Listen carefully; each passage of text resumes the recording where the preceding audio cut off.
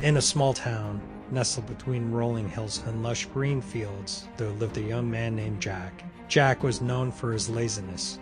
While his peers were busy working in the fields, learning trades, or helping their families, Jack could usually be found lounging in the shade of the big oak tree in the town square, daydreaming about a life of luxury and ease. Jack's laziness frustrated his parents and the townsfolk.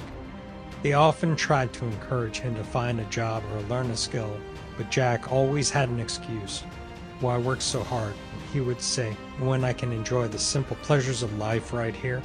He was content with occasional odd jobs that paid just enough for him to get by, spending the rest of his time napping or chatting with passerby. One day, as Jack lay under his favorite oak tree, he overheard a conversation between two villagers about a famous astrologer who had recently arrived in town. The astrologer was said to have the gift of foresight, able to predict the future with remarkable accuracy. Curious about the possibility of finding a shortcut to his dreams, Jack decided to pay the astrologer a visit, hoping for some easy advice on how to get rich quickly. The next day, Jack wanted to see the astrologer. The wise old man, with piercing eyes, looked at Jack and said, "You are destined to receive a great fortune very soon. The lottery bounty is in your future." Excited by the prediction, Jack asked, "When will I get this fortune?" The astrologer replied, "It will come soon, but you must be patient." Jack left the astrologer's place, thrilled at the prospect of becoming rich. He did nothing but wait, confident that his fortune would simply arrive at his doorstep. Days turned into weeks, and weeks into months, but no lottery bounty came his way. Jack grew increasingly anxious and stressed, wondering why the astrologer's prediction had not come true. One day, Jack decided to take a walk to clear his mind.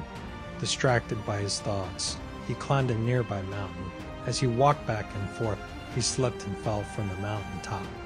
Fortunately, he landed on a small shelf a short distance below, shaken but unharmed.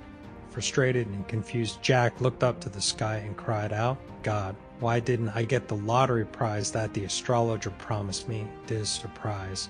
A gentle voice spoke from the heavens, calm and soothing. The voice asked, "Jack, did you buy a lottery ticket?" Jack was stunned.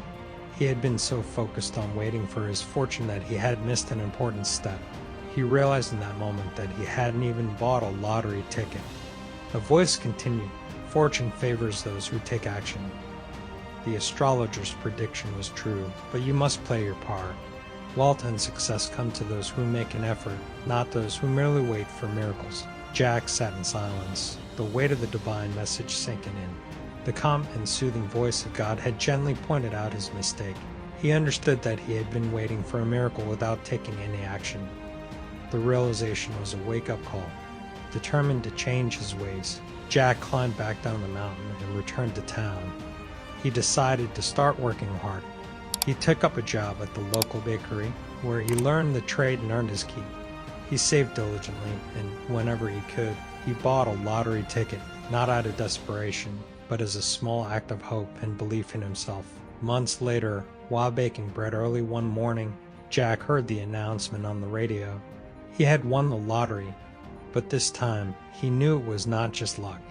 It was a reward for his efforts and the realization that he had to take steps toward his goals. Jack used his winnings wisely, expanding the bakery and helping the community.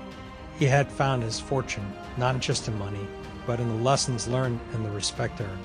And every time he passed by the old astrologer's place, he smiled, knowing that true fortune favors those who act, not just those who wait.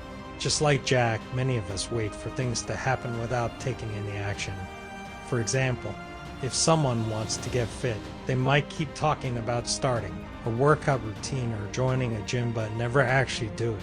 They hope to get in shape without making any changes to their daily habits. True progress only happens when they take action, like signing up for a gym membership and starting to exercise regularly. Without these steps, their goal remains out of reach.